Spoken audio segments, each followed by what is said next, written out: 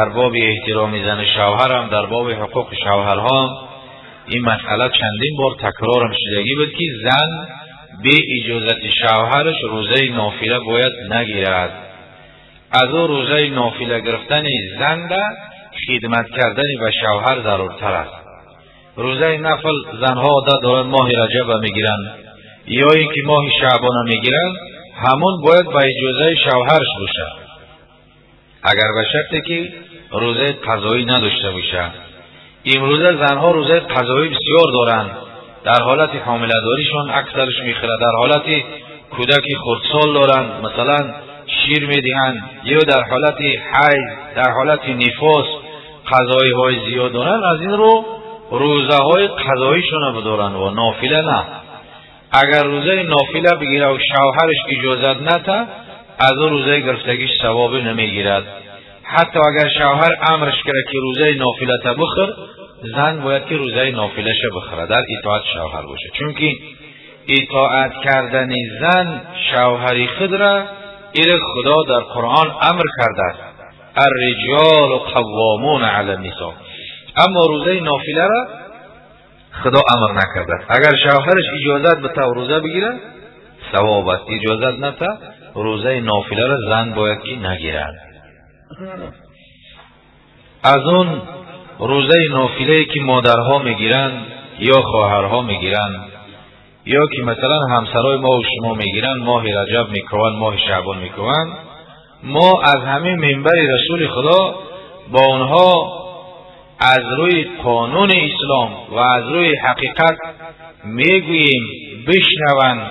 اگر صدای ما به گوش اونها میرسد، روزه ماه رجب و روزه نافله را نگیرند، ولیکن دختراشون را تربیه کنند، دخترهاشون را با ستر با حجاب کنند. این فرض است. همچنان که نماز خواندن فرض است، ستر حجاب اسلامی داشتن هم فرض است. این خدا فرموده است. خدا، همون خدایی که ما و شما را خلق کرد، همون امر کردگی است. او روزه نافله نه، روزه نافله ماه رجب بخور، ماه شعبان بخور، اما دختر تا تربیه بکن که با ستر حجاب باشد، بی شرم نباشد، بی حیا نباشد. اگر مادر فساد شد جهان فساد می شود. مرد نه، زن فساد شد جهان فساد می شود. زن فساد شد جامعه فساد می شود. چون که همه از زن به دنیا میاد تولد می شود. دخترها هم از زن تولد می شوند، پسرها هم از زن تولد می شوند. اگر مادر فساد شد همه جهان فساد می شود. اگر مادرها عفیفه و پاکدامنی با علم باشند، همه جهان گلزار می شود. همه وابستگی به زنها است. از این رو روزه ماه رجب شعبان و روزه دیگر را نگیرین، دختراتون تربیه کنین، پسراتون تربیه کنین، آداب تعلیم با اونها بدین، مهمون قبول کردنش با اون نشان بدهین. خب یک معامله بین پدر و پسر با اون نشان بدهین که پدر در خانه درآمد و فرزندش مادر تعلیم بده که از یاد بخید، احترامی رو به جا بیار. در وقتی از پیش پدر و مادر برآمدن پشتناکی باید ببرای.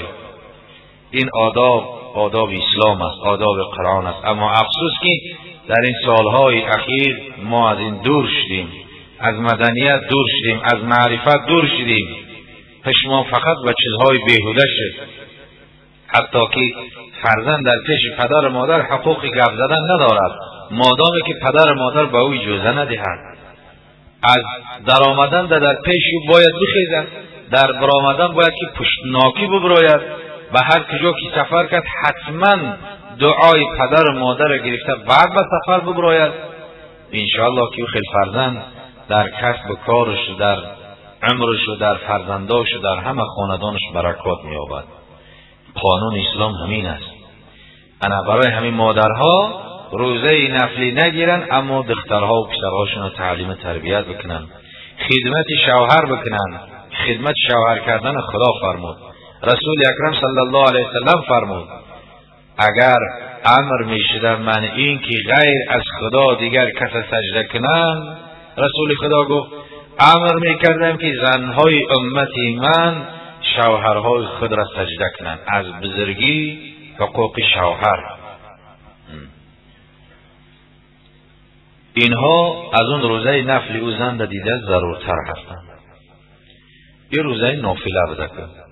اگر برای شخصی مهمان آمد یا کسی دعوت کرد او را خب اگر نرود ناراحتی پیش می آید و این دو واسطه شکستن روزه نفلی جایز است. مثلا که روزه نفل گرفتگی بود، خب یک مهمان خونش آمد، اولئی لا یستحی ضیفه، یک مهمان خونش آمد، اگر صاحب خانه طعام نخورد او مهمان در خجالت می شود.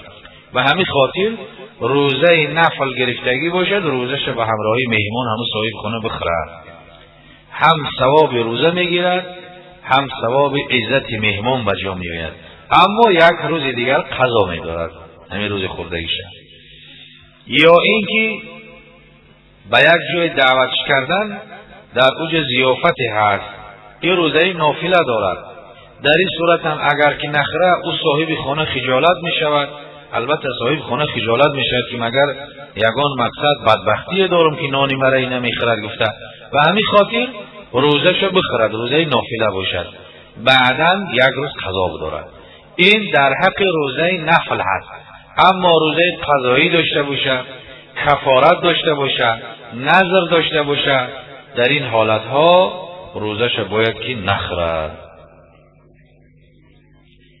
روز دهم محرم روزه گرفتن مستحب است. در حدیث آمده است که و حرمت روز دهم محرم خداوند متعال گناهان صغیره یک ساله را معاف می نماید. و همچنین روز نهم ذوالحجه مستحب است. اگر از اول ذوالحجه تا نهم بگیرد بهتر است. ذوالحجه ماه ذوالحجه دهم ذوالحجه روز عید است. دهم ذوالحجه عید قربان است. همون عید قربان ماه ذوالحجه را یک روز پیش از عید روزه بگیری بهتر ثواب است. اما همین 10 روزه 9 روز از یکم ذوالحجه تا نهم روزه بگیری بسیار فضل درجه بلند دارد، ثوابش بسیار است. اما دهم ماه محرم که روز عاشورا است، او روز هم روزه داشتن ثوابش بسیار است. اگر کسی که یک روزه بدارد یک ساله گناه صغیره او بخشیده می شود. این چنین روزه 15 شعبان شب برات میگن که در شب برات شبش زنده میدارن، روزش روزه میگیرن، این هم ثواب است. 6 روزی بعد از عید رمضان، 6 روزی از ماه شوال هم روزه نفلی از دیگر نوافل های بهتر است. باز روز 13 14 15 هر ماه این ایام بیض میگن. این هم روزه گرفتن فضیلت بسیار دارد که رسول اکرم صلی الله علیه و سلم همین روزها را میگرفتن. روزهای خب 13 14 15 ایام بیض میگن که در زمان آدم علیه السلام همین خیلی روزه میگرفتن اونها. روزهای دوشنبه و پنجشنبه دارای ثوابی زیاد است. اگر روز دوشنبه و پنجشنبه بر دوام دائمی عادت کنه روزه بگیره، این سنت رسول اکرم صلی الله علیه و سلم بجا میاد، چون که رسول اکرم روزهای دوشنبه و پنجشنبه در یک هفته 2 روز روزه میگیره. دیگر سببش در حدیثهای صحیح در ریاض الصالحین هم حدیثهای بخاری و مسلم هم آمدگی هست که روز دوشنبه و پنجشنبه نامه اعمال چند روزه کرده انسان به بالا می رود. مثلا روز یکشنبه، خب روزی مثلا سه شنبه، چهارشنبه عمل کرد، روز پنجشنبه عمل کردگیش هم او دیله و دفتر می شود و به بالا می رود. روزهای دوشنبه و پنجشنبه در همون وقتی که فرشته اعمال آمده اعمال همو چند روزه کردگی را او برداشته به بالا می برد، رسول اکرم گفت که بهتر همین است، من میخواهم که اعمال مرا به بالا برنه، در حالی که در اخیرش بنویسن که روزدار است. اگر کسی روزی دوشنبه و پنجشنبه عادت کنه، این بسیار اجر و ثوابی بی اندازه دارد. اما روز جمعه را تنها گرفتن مکروه است. در حدیث هم آمدگی بود که ام المؤمنین ازواج مطهرات یکی از زنهای پیغمبر روزه گرفتگی بود روز جمعه را. رسول اکرم گفت که برای چی نمیخوری؟ گفت یا رسول الله روزدار هستم. گفت یک روز پیش از روز پنجشنبه را گرفتی؟ گفت که نه. گفت روز شنبه در روزه میگیری؟ گفت نه. گفت که بخیر شد افطاری امرش کرد که روزه تا بخیر. یعنی روز جمعه را تنها روزه گرفتن مکروه است، در حدیث ها ثابت شده است. اگر شخص روزه‌دار به فراموشی چیزی خورد یا نوشید یا جما کرد روزه فاسد نمیشد، اگر چه مکررن این اعمال را انجام دهد. در دوام روزه فراموشانه خورد یا نوشید یا بعدن همخوابگی کرد و به خاطرش روزه و رمضان نزد، بعدن به خاطرش که بزنه، به روزه او یگان ضرری ندارد، روزش درست و جایز است. اگر کسی را دید که به فراموشی میخورد یا مینوشد، اگر آن شخص قوی الجثه باشد باید آوردنش واجب است.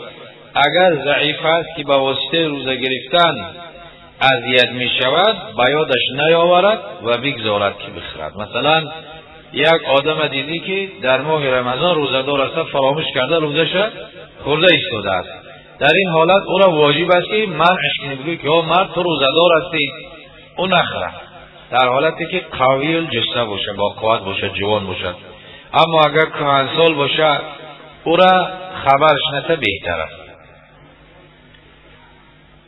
با فراموشی ارکنی و خوری هر دوتا هنی و مری میگن. با فراموشی ارکنی یعنی جما کنه یا خوری یا که یگان چیزی بخوره. خب هر دوتا را هنی و مری که هر دوتا را خوش و گوارا هست، یعنی بر روزه تی یگان ضرری نداره. دیگر مسئله که در روزه استعمال سرمه و روغن به سر و صورت بویدن خوشبویی ها جایز است، اگرچه بعد از استعمال رنگ سرمه از آب اخراج از حلق بیرون می آید مشاهده شود که مثلا در ماه شریف رمضان زنها باشند زینت هایی که مثلا میکنن برای شوهرهاشون سرمه میکشن یا اسمه میکشن یا جایز هستند. این بر روزه یگان منافی ندارد. خب و یا اینکه یگان خوشبویی استفاده کنند، اینها ضرر ندارند. خب یا رنگ یا روغن بمالند. روغن مالیدن خیلی در زمان پیش حاضر، مثلا کریم، یگان کریم استفاده کنه، یگان مرز بشکه در پوست بدنش، اینها جایز هستند، بر روزه او یگان خللی ندارد. اگر به حلق روزه‌دار مگس یا دود یا غبار رفت روزه فاسد نمی شود و اگر قصداً این کارو بکنه فاسد می شود، که مثلا گاه می شود که یکی در دهن یا حلقش یا بنش یک پشه خور زده می رود، این بر روزش ضرری ندارد به شرط قصداً نباشد، یا غبار یا دود به شرطی که اگر در نفس رود ضرر ندارد. لیکن دود و خوشبویی ها فرق دارند.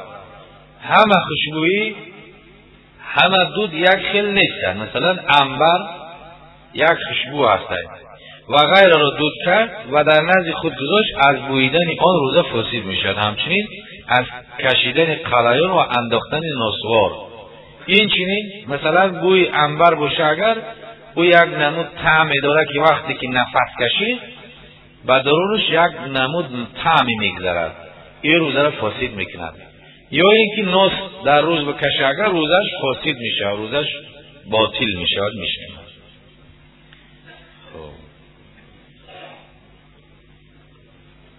اگر روزه‌دار دندانها را خلال کرد و آن چه میان دندانهاست بیرون آورد، از دهن بعداً فرو برد، اگر اندازه نخودی یا بیشتر باشد روزه فاسد میشد، اگر کمتر باشد فاسد نمیشد. مثلا اگر از دهان بیرون آورد بعداً فرو برد روزه فاسد میشد، هر اندازه‌ای که باشد. مثلا در بیخ دندانش یکان کمتر گوشت موندگی باشد، اگر او از نخود میده باشه، اگر دندانش خلال کرد ناب را آورده قطعش کنه بر روزه او ضرر ندارد، از نخود و شرط خردتر باشد.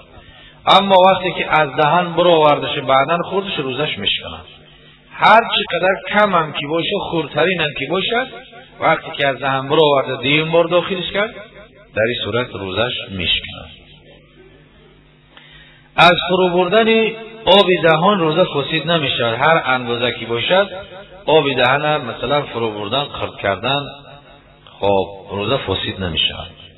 از پایین دادن خیلت و آب بینی روزه هم فاسد نمیشود. در وقت غرغره کردن آب پایین رفت و روزه هم در یاد بود، روزه فاسد میشود. ولی در این مورد قضا واجب است، نه کفاره که مثلا غرغره کرده اندکی خب خطاان رفت، در این صورت یک روز قضا می‌داره، کفاره واجب نمیشه. اگر برای شخصی روزدار به خود قی می آورد روزه فاسد نمیشد. مثلا دلشوراک شود خودش به شرطی که به پرتوی قی کنه روزه او فاسد نمیشود، کم باشد یا زیاد. اگر قصدن قی کرد، قصدن مثلا انگشت خودش در حلقش انداخت، قصدن قی کرد، در این صورت اگر کم باشد روزه فاسد نمیشود. اگر پریدهان باشد روزش فاسد میشود. یک روز قضا می‌دارد، کفاره واجب نیست. خب کفاره فقط به شکستن روزه ماه رمضان واجب می‌شود، نه غیر رمضان. که کفارت مثلا که 2 ماه کفارت روزه هست، در دوام روز خورد یا نوشید یا جما کرد، قصدن باشد دانسته بکنه، اگر 2 ماه یک روز قضا می‌دارد، 2 ماه دیگر کفارت می‌گیرد. بعد از رمضان 2 ماه پای در پای شرط است، پای در پای شرط است. اگر به شرطی که 58 روز روزه بگیره و 59 روزش بخوره، اگر 58 روزی گرفتگیش باطل میشه. 59 روزه بگیره همش باطل هستند، روزهای گرفتگیش بیکار میشه. 2 ماه پای در پای شرط است که روزه داره. البته کفارت یک بنده آزاد کردن است، در زمان ما غلام نیست که را آزاد کنیم. 60 مسکین طعام دادن، مسکین هم در زمان ما الحمدلله نیست. مسکین ای من لا شیء له، مسکین کی است؟ مسکین کسی میگن که هیچ چیزی نداره، نه خانه، نه در، نه پول، نه خوراکه، یک روزه شده هیچی نداره. این خیلی مسکین ها در زمان ما نیستن، برای همین غلام نیست، مسکین نیست، همون 2 ماه پای در پای روزه گرفتن کفارت روزه میشود. اگر کسی در حالت روزه ناس ریخت یا در گوش روغن بادام نمود یا در مقعد شیاف نهاد، در همه صورتها روزه فاسد میشه، ولی قضا لازم است نه کفاره. اگر در گوش آب ریخت روزه فاسد نمیشود. یعنی کفارت فقط در ماه رمضان است. اگر روزه قضایش بخوره یا روزه نفل بخوره یا روزه نذر بخوره، در اینها کفارت لازم نمیشود. اگر دهان خونی شد و به آب دهان فرو برد، اگر خون غالب است و مزه آن را معلوم کرد، روزه فاسد است و باید قضا به جا بیاورد. اگر خون غالب نبود و مزه آن را معلوم نکرد، روزه فاسد نمی شود. چشیدن غذا بدون فرو بردن روزه را فاسد نمی کند، البته بدون ضرورت نکردنش بهتر است. نمک و سرکه که از دهان بچشید روزه باقی است، گر فرو نکشید. میگفت اگر به شرطی که طعام برای چشیدنش باشه، مثلا آشخانشی باشه، آشپز باشد، در این صورتها چشیدن او جایز است، چون که همون طعام همو شور نیاید یا بی نمک نیاید. یا که برای زنهای اجازت است که شوهراشون مثلا فعل درشت داره، غلیظ هستند، میزنن، دشنا میکنن، اوقات شور بی نمک گفته، برای زنها جایز است که همون طعام فقط همون را میکشه و بعدا توف میکنه دوره، او را فرو نبرد که فروش برای روزش میشکنه، و همین جایز است. اما نچشیدن بهتر است.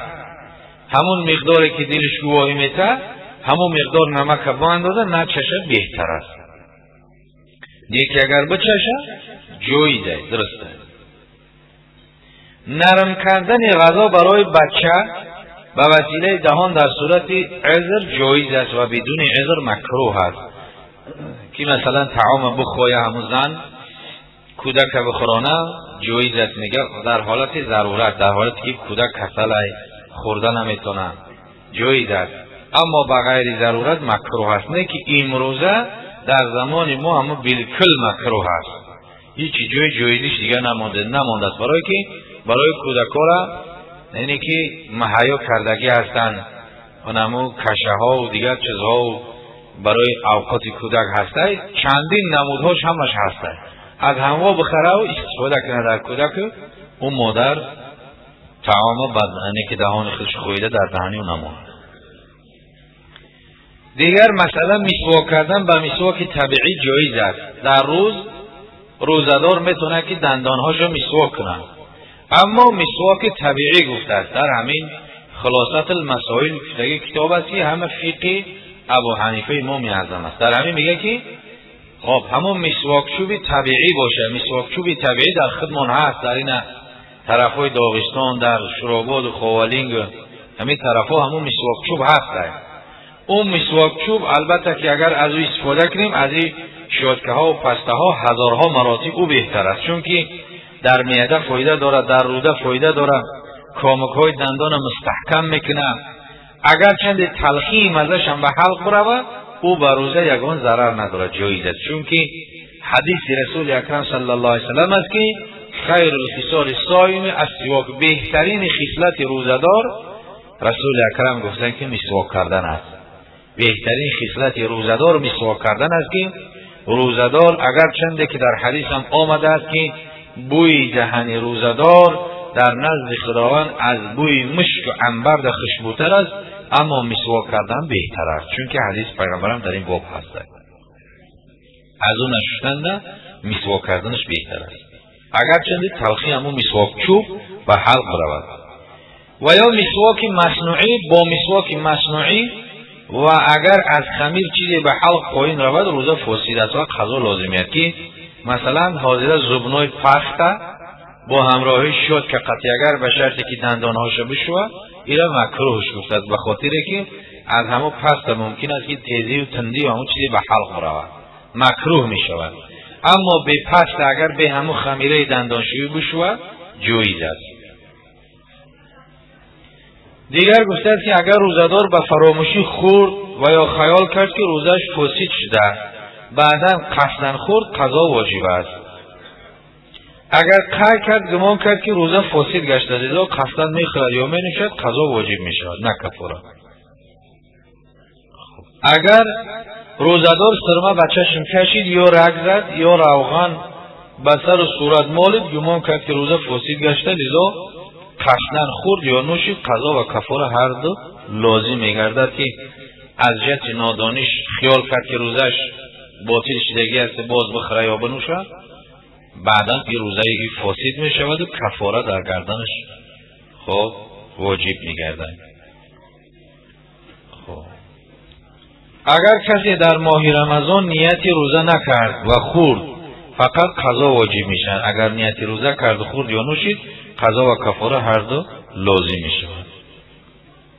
اگر خود به خود قهر کرد یا احتلام شد یا با واسطه دیدن زن انزال شد یا با واسطه ندانستن مسئله خیال کرد که روزش فاسد گشته لذا قصدن خورد یا نوشید در این صورت قضا لازم می شود نه کفاره. اگر مسئله برایش معلوم بود که روزه فاسد نمی شود و به این وجه خورد یا نوشید قضا و کفاره هر دو لازم می شود. اگر در روح است خوف این است که ممکن است که نتواند خود را نگه دارد و جما خواهد کرد مکروه است. اگر به خویشتنداری خود اعتماد داشت مکروه نیست. مثلا که خب والقبلة این خافت در مختصر قبله کردن بوسه کردن زن مکروه است. اگر به شرطی که جوان باشد خب یوش باشد شهوت یادم یوش زیاد است غیرت زیاد است بوسه کردن و بغل گرفتن مکروه است. در رمضان در روز از زن دور بایستد بهتر است. اما برای پیرسال ها جایز است. پیرسال برای شهوت کم است و پیرسال بوسه چی میکنه آخه پیرسال دیگر کلام مصبح در 80 تنپیش مچک میکنه در رمضان در صحتی و روزخیرش نمیکنه ولی روزدار باشه کو خب اگر خوف باشد مکروه است. اگر شخص مقیم بعد از نیت روزه مسافر شد و بعد از مقداری رفتن به واسطه فراموش کردن اسباب به خانه برگشت و در خانه روزه را خورد قضا و کفاره هر دو لازم می شود. مثلا که برای مسافر روزه را خوردنش جایز است. مسافر سفر کرد مثلا از کولا برآمد از شهر بیرون شد الکی از همین سرحد شهر که بیرون شد از سوخوز و طرف کشید نمازهاش قصر خواندن میگیرد روزش خوردن اجازت است مسافر. اگر مسافر در روزش مثلا مشقت نباشه روزش بگیره بهتر است. و صوم سفر لا یضر احب و روزه داشتن مسافری که ضرر نکند با او بهتر است مستحب است دو چند ثواب میگیرد. اما یگان چیز فراموش کرد حکم مسافر که از شهر به او گشته آمد به شهر در آمد ما مسافر گفته در همین وطن اصلیش بخوره اگر هم قضا لازم میشد هم کفاره در گردنش واجب می شود. اگر در حالت خواب احتلام شد یا با واسطه نظر کردن به زن و یا با واسطه خیال و فکر منی خارج شد روزه فاسد نمی شود. مثلا جوان ها باشن اگر احتلام شود اگر در روز شیطانی شود اگر او چیکار میکند از خوابش میخیزه نصف روز هم که باشد میره و غسل میکنه نمازهاش خواندن میگیره فقط در غسل کردن آب به حلق نمیبره آب نمیخوره یا به دماغش آب فرو با پایان نمیبره غسل میکنه روزه او جایز است روزش درسته است.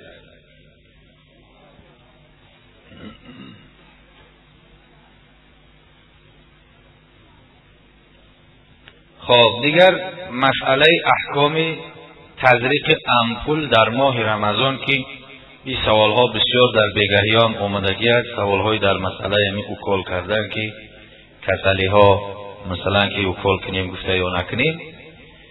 خب هر چیزی که مفید اصلاح بدن باشد میگن از راه اصلی که عبارت از حلق و بینی است وارد معده و شکم و مقصد مفسد روزه است. لذا دواهایی که به وسیله امپول در بدن تزریق میشوند اگرچه مفید اصلاح بدن است ولی چون به واسطه عروق یا گوشت بدن وارد بدن میشود اولا داخل معده یا مغز نمیشود و اگر بشود چون از منفذ اصلی وارد نمیشود بلکه به واسطه عروق گشته در این صورت مفسد روزه نیست و عده از علما معتقدند که تزریق امپول مفسد روزه است. در این مسئله خب اختلاف است. در محمود الفتاوی هم فتوای محمودی هم آوردگی است. در فتواهای علمای حرمین هم که فتواهای سعودی عرب هاست در هم اوکول کردن در رمضان اجازت دادگی هستند. اینه که به خاطر که غذا نباشد اوکول کردن با واسطه مثلا که اگر همون اوکول میکردگیش در شاهرگ باشه اگر در شاهرگ در وی نباشه وینش میگیم با بهتر میفهمیم اگر غذا باشه روزش میشکند مثلا گلوکوز و یا نمو سخراز و یا دیگر ویتامین هایی که غذا هستند همو کسلی را بقوت میکنه در این صورت روزه اون میشکند. اما اگر اوکول باشد که امپول باشد که اون غذا نباشد مثلا انتیبیوتیک ها اینها غذا نیستند انتیبیوتیک پنسیلین امپیسیلین کنامیتین گینتامیتین خب لینکومیتین اینهایی که هستن اینها انتیبیوتیک با تاجیکی بگیم یا پازهر هستن یا پازهر هستن همون میکروبی که در وجود آدم هست این زهر همواره نابودشون میکنه پازهر که هستن انتیبیوتیک ها روزه را نمیشکنن. دیگر اینها که در گوشت خلانده میشد با واسطه عروق اینها در بدن ترکیب ها غذا نیستند اینها فقط کشنده همون میکروب هستن انتیبیوتیک ها و همین خاطر این را جایزش گفت. اما اون ویتامین ها و غذاهایی که مثلا به مثل گلوکوز هستن اینها روزه را میشکنند. علما اختلاف کردن بعضیش گفتن میشکنند بعضیش گفتن اکثرا گفتن نمیشکنند اما بهترین جوابش همین است و شما میگوییم که وقتی که محتاج به اوکول کردن هست به خوردن تبلت که محتاج است طبیب او را اجازه روزه گرفتن نمیده روزش بخوره. خداوند را در قرآن خودش در آیت صراحتا گفتگی است. خب یا مریضی که خوف برای زیادتی مرضش را در مسئله های فقهی هم آمدگی است او مریضین خوفت زیادت مرضی کسلیه که خوف برای زیادتی کسل شد برای او روزه را خوردن اجازت است. خب فعدت من ایام اخر خدا هم در قرآن گفتگی است که کسلی باشه او کلاش کردن بگیرن تبلیتکه هاش خوردن بگیرن روزش خوردن بگیرن چند روزی که باشه بعد ماه شریف رمضان همون روزش حلال قضا بداره. اینه که هم روزه بگیره و هم اوکول کنه و هم این طرف هم اون طرف ایتری نکنه یا روزش بگیره به اوکول یا که روزش بخره اوکولش کردن بگیره بعد رمضان قضاش بداره. بهترین جواب همینه. و یا اینکه امروزه مثلا که الحمدلله همه طبیب هامون همه ورش هامون اکثرا همه مسلمان و مسلمان زاده هستن بسیارش از علم با خبر هستن همون سپارش هایی که میکنن اونها را در شب سپارش کنه. مثلا در یک روز 3 تا اگر آنتیبیوتیک کل میکردگی باشه، همون 3 آنتیبیوتیک در شب بفرمونش، مثلا بعد شام، نصف شب و عصری. در شب هم که 3 تقسیمش کنه درسته، در روز هم فرقی نداره.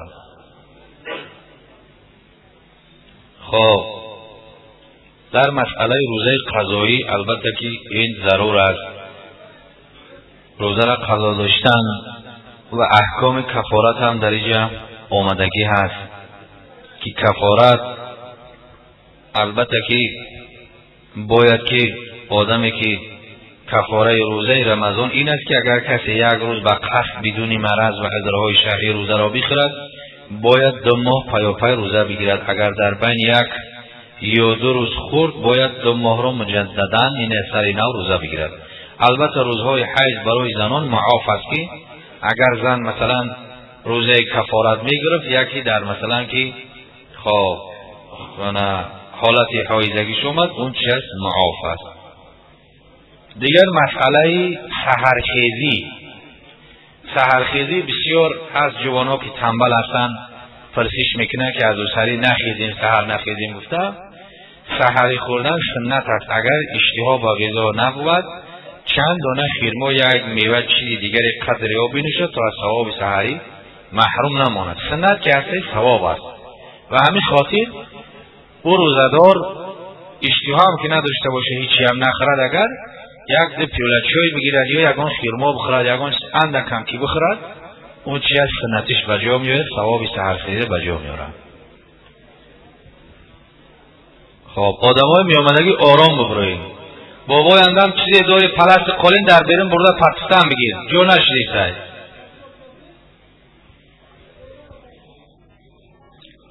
خب بابای خیرلا بابای اندام برو این چیزی داریم پرتوی در بیرون.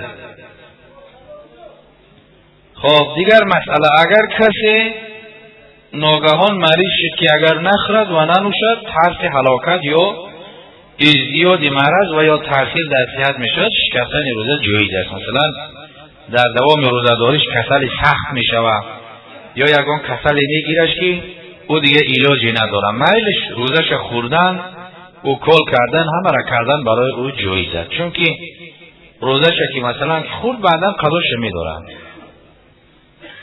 اگر تشنگی غلبه پیدا کرد، اگر آب ننوشد بیمرد، شکستن روزه در این صورت هم جایز است. همون قدر تشنه شود که اگر آب نخوره میمرد، در این حالت هم بشکنه روزش، تشنگیش بشکنه بخوره آب. زن حامله وقتی که خوف هلاک شدن خود یا بچه را مشاهده کند، خوردن روزه برای جایز است که در مسئله هم آمدگی است که او حاملین، یعنی که خوردن زن حامله هم جایز است.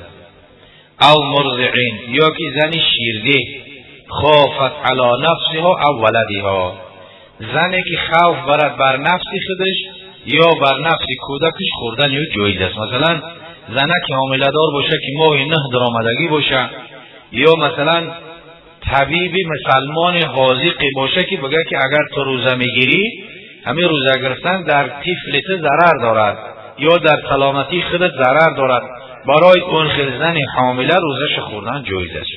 روزش او زن حامله بخوره، بعد تولد کردن کودک نفاس تمام شد، بعدا در دوام سال قضاش بداره، این یگان اشکالی ندارد.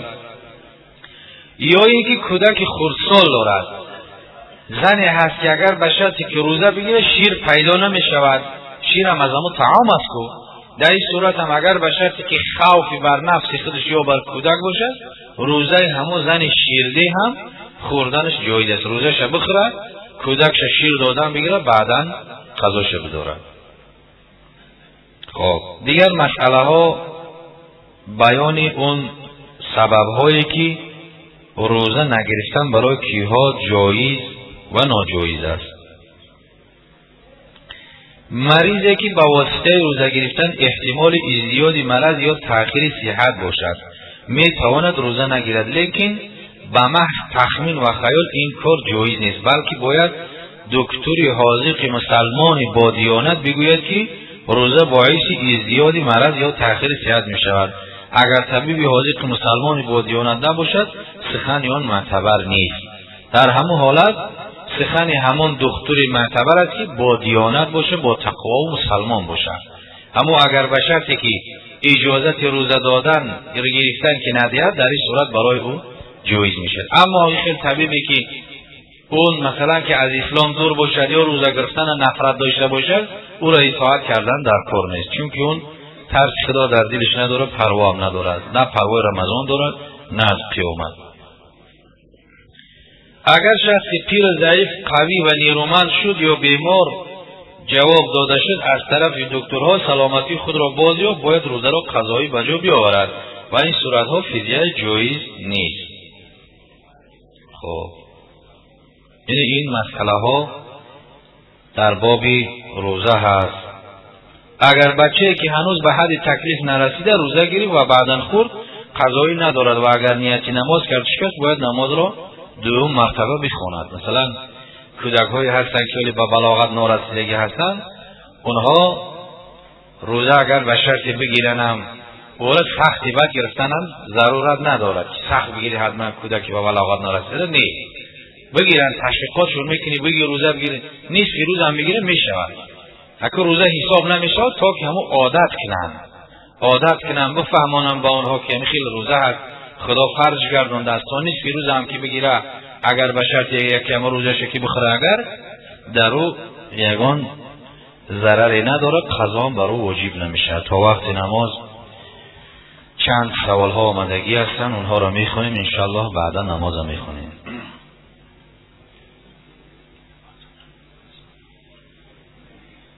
خب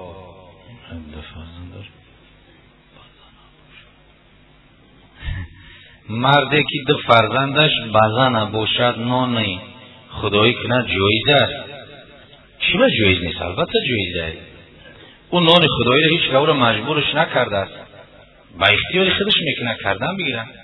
بچهش بزن گفته بچه با بلاغت رسیدگیش بزن نمیشه، اگر بچه بزن داشته باشه و خدایی نکنه با بلاغت رسیدن که بزن نشید، عمر بود هیچ که خدایی نمیکنه. این گپ هیچ معنی نداره. خب خیر صدقات کردن البته فضیلت داره در حالتی که دسترس باشه، با اختیار خودش بکنه، به خاطر همسایه و به خاطری که او من نکنم نکرد میگن، یا به خاطری که مثلا که شهرت باشه و ریا باشه، او صدقه هیچ فایده نداره، جایز هم نیست. این مسئله همین صدقه را هزارها بار شنیدگی است از تمام اهل علم، در تمام جمهوری همین گپ هست، دستش نمیرسه صدقه نکند. اگر به خاطر بیناندن باشه، به خاطر همسایه و ناموس باشه، صدقه کردگیش درست نمیشه. هزارها بار شنیدگی هست.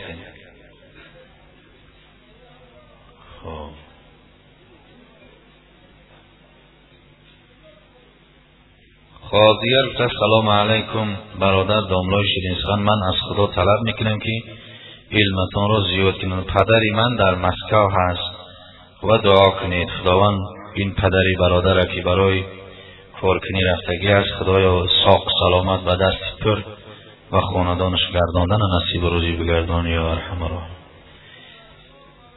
السلام علیکم داملای شیرین سخن، عرق فروشی دین فروشی است؟ التماس جواب گیر. البته خب عرق فروشی چی است؟ یعنی با تعریف میکنیم عرق فروشه، اما عرق فروش دین فروشه. کامی گفته راست ها گفته عرق که فروخت حرام کرده خدا را در 3 جای قرآن خدا حرامش گفته، کسی حلالش بگه کافر میشه و زنش طلاق میشه.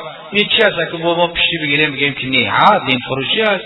دینش فروخت است، ایمانش فروخت است. آدم عرق فروش، آدمی که عرق میفروشه او چی با منزله هست که بر مقابل خدا او برآمد کرده ایستاده است. او عرق که فروخت چیکار میکنه؟ او خریده به معرکش میبره، به تویش میبره. سبب فسادی همه عرق فروش است، فساد کننده جامعه همو است. حالا که در قانون مراسم ها و معرکه ها در قانون قرار رئیس جمهور است توی عروسی، توی ختنه یا توی سنتی هستند، بدون مینوشی در قانون آمدگی است که باید نباشند همین چیزها. قانون دولت گوش که اگر قانون خدا را هم گوش نکردی. البته عرق فروش دین فروش است، بدین است. درباره مرگ یگان جمعه موعظه میکنید، انشاءالله یگان جمعه در این باب گپ میزنیم. قاضی از من یک اکه داره میگوید که به مسجد رو یگان چیز را بفهمی میگوید و دیگر مسجد میرم. و هر مسجدی که برای فرق نداره. امروز الحمدلله خدا را شکر مسجدها آباد هستند. کسی که به کدام مسجدی که میرود رفتن بگیره در مسجد جمعه اذن عام شرط است. اذن عام همه که درهای مسجد کشاده است. هر کسی که داخل مسجد میشود هیچ کس حقوق منع کردن ندارد. با کدام سر لباسی که میره هیچ کس حقوق منع کردن ندارد. کسی که منع میکنه که فلانی ها نیاین یا فلان بیاید فلان نیاید اوجا جمعه خواندن درست نیست، چون که اذن عام نشده. هر کسی که به هر صورتی که میآید مسجد خانه خداست آمده عبادت کرده رفتن میگیره. در طاعت کوش هر چی میخواهی بپوش. حضرت شیخ سعدی میگه کو در قدبچی کار آید تسبیح مرقع، درویش صفت باش کلاهی تتری پوش میگه. خب دیگر گفته است خب سلام مرا قبول نمایید داملای عزیز. من یک دختر دانشجویم، همیشه روزه ماه مبارک رمضان رو میگیرم، نمازها رو میخونم، اما ستر عورت نمیکنم، روی ملک خرد میبندم، چون که در بالا گفته دانشجویم نماز روزه من قبول است در نزد الله. و بعد از این بگوید که در جماعت تراویح زن امام شود خطا هست یا نه؟ البته خداوند خواهری که این مکتوب نوشته است همه خواهرای همه ما و شما هم به مثل همین واری به نماز و به روزه و به طاعت عبادت بگردانند. اما که در مکتب ستر عورت که منع کردگی هستند، ولی تا امروز یگان قانون نبرآمده است که ستر عورت درست نیست، ممکن نیست، برای از مکتب پیش کردن قانون بیارن نشان بدن بعدا قبول میکنی میرن. اما وقتی که تر سخت میگیرن از مکتب میرانند برای ستر عورت، تا مکتب به ستر عورت بره درس بخون برآمدی با ستر عورت کرده به خانه تبیو جوابی رو همون منع کننده میتیه، چون که ستر عورت حکم خدا است، حکم یگان عالم داملا و حکم پیغمبر هم نه، بلکه حکم خدا است. حکم خدا رو پیغمبر حتی نمیتونه رد کنه. پیغمبر حکم خدا رو تغییر داده نمیتونه، حالا که همه ما و شما مخلوق هستیم. جنازه بعد نماز میشود نیست همونجا. خب دیگر در مسئله تراویح زنها هم سنت هستند، زنها هم باید تراویح بخونن، اما در خانه هاشون بخونن، تنها بخونن بهتر است. اما اگر به شرطی که اکثرا سواد ندارن، جماعت زنها خود به خودشون مکروه است. زنها همش یک جا شوند جماعت کنن مکروه، چون که آوازی و هم البته که باید پست باشه. و همین خاطر اگر برای نماز یاد گرفتن همچون تعلیم در یک جا جمع شوند 10 تا 15 تا یا چند تا باشه، یک در همون صف پیش اصف پیش نیست امامتی که بخونن میشه. از اون مکروه گفته که بی نماز میگردن، مکروه هم که باشه جماعت کنن تا که دیگروش نماز خواندن و تعلیم بگیرن یاد بگیرن بهتر است. ایره بعد میخونیم چیزی است. خب دیگر گفته است داملای شیرین کلام ما مخلص شنونده همیشه شما هستیم. از این جمعه تا جمعه آینده بی صبر و طاقت می باشیم و سخنان شما را از سخنان لذت می بریم و چشم نابینای ما بینا می شود. خب یک چیز را فهمیدنی هستیم، شما یک موعظه صحبتتون را درباره ایمان و ایمانداری می بخشیدید. خیلی هم نقده انشاءالله همین امر معروف و نهی از منکر، راست بگو، دروغ نگو، دزدی نکن، حرامی نکن، زنا نکن، عرق نفروش، بی ستر بی حجاب نکرد، همین از ایمانداری است. همین حکم های خداوند برای کی است؟ برای شخص ایماندار است. آخر انشاءالله همین با همون متعلقاتی دارد. باز یگان جمعه خدا نصیب کرده باشه در این باب گپ میزنیم. دیگر پس داملای عزیز محمد الله جان، شما کمی در مسئله فرزندداری یا شخصانی که 3 یا 4 دخترشون به بلاغت رسیدن یا بیشوهرن، اگر به خانه آنها یگان کس به خواستگاری رود، در جواب پدر یا مادر میگوید که دختری من شوهر نمیکند، مگر این گونه پدران در قیامت جوابگر هستند. خب البته که حدیث رسول اکرم صلی الله علیه وسلم است که وقتی که به خاندان شما یک مرد مسلمانی به طاعت عبادت نمازخوان خواستگاری به دختر شما یا به خواهر شما بیاید، اگر او را رد کنین دخترتون و او نتین، شما یک فتنه و فساد عظیم در دنیا برپا کردین. یک فتنه و فساد بزرگ گویا که در شما بنیاد کردین وقتی که دختر یا خواهرت به بلاغت برسه او را به شوهر نتی. البته زمانی که یگان کف برابر باشد، جوان نمازخوان صالح باشد. اما زمانی که جوان ناصالح بی نماز باشد، البته دادن به او گناه است. بی نماز زن دادن گناه است، چون که تو فکر که دخترت به یک کسی میبری میتی که خدای خالق خیال نشناخته است. اما نمازخوان به عبادت باشه و نتیه، فتنه و فساد بزرگ در دنیا گویا برپا کردگی است. به هر یک حیض دیدگی او دخترش او پدر مادر در نزد خدا جواب میده. اینجا 3 یا 4 نوشته است. امروزه خیر ممکن در جامعه باشد و اگر نه همه دختردارها همه وقت منتظر هستند که یک خواستگار به خانه شون بیاید، یک مسلمان دخترش به یک آبرو بتیه برود. خب به همین خاطر در 5 کار سراسیمگی کردن ضرور است. یک تاش همین است که و تزویج البنت اذا بلغت، به شوهر دادن دختر وقتی که به بلاغت برسد. این سراسیمگی کردن سنت رسول اکرم صلی الله علیه و است. او را معنیش کردن بغیر از گناه دیگر چیزی نیست. غیر از گناه دیگر چیزی نیست. او هش به تلویزیون میشود، هش به همین تلسریالی که فقط فسق فساد به ما و شما نشون میدهند. یک زن 5-6 کس فتیمه گردشون میکنه، اولا مسلمان و مسلمان زاده همین رفتار را بکنه. ما و شما مسلمان و مسلمان زاده هستیم، در ملت شریف تاجیک هستیم. اون چیزها با ما و شما متعلقتی ندارد. او دموکراتی که او بیدینا دارن در دیگر جای دارن، او با ما تعلق ندارد، دخل ندارد. ما مسلمان و مسلمان زاده هستیم. او دموکراتی او بیدین مرد به مرد نکاح اجازه داده است.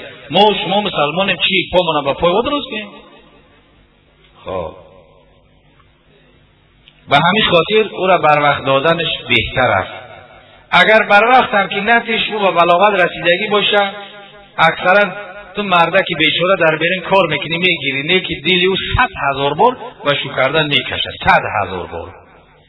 او وقت شوهر کرد باید پدر مادرش او را سخت‌تر دوست می‌دارند.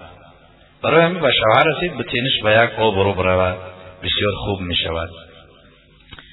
دیگر سلام علیکم داملای شریزخان. بعد از سلام و یک گروه خلاصمندان سخنان شیرین شما از ناحیه کلخوزآباد هستیم. هر یک سبت شما را بی‌صبرانه انتظاری میکشیم. از خداوند تعالی طلبگاریم که هر یک ما و شما را نصیب ثوابیت این سخنان گردانند. دیگر گفته است که سوال ما همین که در وقت نماز خواندن چشمانم را میپوشم، چون که خودم را به خدا نزدیک حس میکنم. چشم در نماز پوشیدن مکروه است. در مسئله های شریف هم آمدگی هست و غمز العینین میگه و پوشیدن چشم ها در نماز مکروه است. چشم که کشاده باشد، چشم که پوشیده باشد، جای نجاست را نمیبینی، بینمازی را نمیبینی، قبله را نمیبینی، نمیابی. و همین خاطر چشم کشادنش سنت است. اگر چشم ها را بپوشی نمازت مکروه میشود. خب دیگر همین که چشم گفته است میپوشم خدمت به خدا نزدیک میم، نه. رسول اکرم چشم ها را اگر که میپوشیدن در نماز صحابه روایت چه میکردن؟ اون کس چشم ها را نپوشیدن. به همین خاطر شما ترک سنت میکنید، نماز مکروه میشود. خب دیگر گفته است که بعضی ملاها هستند که برای دعا خواندن و یا تومار و تشتاب دادن کسلی ها میگوید که اول به این مقدار سون یا یگان چیز بیار. آیا دعا و تومار تشتاب این شخص ها فایده دارد یا نه؟ بعدا در حق ما دعا کنید. خب این سخن البته که ما هم میشنیم، نه که باورم نمیره که این آدم باشد. ندیدم در یگان جای نوشتگی هم باشه میگه همین خیلی هستن میگه. ایتا یگان حجتی نیست که فلان در فلان جا باشد، همین خیلی یگان کس حجت ندارد. اگر به شرطی که دعا خواندن البته که جایز است، اما دعا خواندن دعاهای معصوره باشد، موافق حدیث پیغمبر باشد که رسول الله در بسیار دعاها خواندگی هستند. دیگر از قرآن باشد، اما بغیر قرآن و دعاهای معصوره حدیثی دیگر چیزها را خواندنشون البته که این چی هست که غیر سنت هستند، بدعت هستند. یا اینکه در زمان پیغمبر رسول اکرم معوذتین سوره قل اعوذ برب قل اعوذ برب الناس قل هو الله را میخوندن، در کف مبارک شوف میکردن، به همه اعضای بدنشون رو میمالیدن. یعنی پیش از خواب کردن همین را عادت کنید. خوب است همون روزه هر چقدر سوق چشم باشد وهم باشد چیزی که در وجود انسان است همون نابود می شود. یعنی در کف دست مشت میکنی، قل اعوذ برب الفلق قل اعوذ برب الناس قل هو الله احد میخونی، آیت الکرسی را بدانی اگر میخونی همون را در کف دست شوف میکنی، به تمام بدنت محض میکشی. همون روز هر چه زیان زحمتی باشه از بدن شما دور میشه. رسول اکرمی را کردن دعا خواندن به بیماری ها البته جایز است، صحیح است، اما دارو و طبابت کردنش هم جایز است. در مسئله تمور حدیثی هست که این رقا و تمایم و تولت شرکن دعاخوانی یا تمور شیر گفته است. اون دعاهایی هست که نه از قرآن است نه از حدیث، یک سخنهای کم چخل که همون دعاخوان خودش معنای او را نمیدونه. بعضش هست که افسون مور غندل کتبچه هست، او نه تاجیکی نه عربیه نه روسیه نمیفهمیش که در چی بلد بشه. و یا این که تومور همون توموری که تومور نه همون تعویضاتی که می نویسن اگر از آیت قرآن باشد یا از مثلا که حدیث پیغمبر باشد مثل اعوذ بکلمات الله التامات من شر ما خلق، همین خیلی ها باشد در گردنش کنه، این جای گناهی نیست. اگر چنده که مثلا بعضی ها بدعت شماریدن، اما برای منعش وقتی که حدیث نیست برای منعش او را آویختنش جایز است، هیچ گپی ندارد و شرطی که از آیه های قرآن باشد از حدیث های معصوره رسول اکرم صلی الله علیه و سلم باشد جایز است.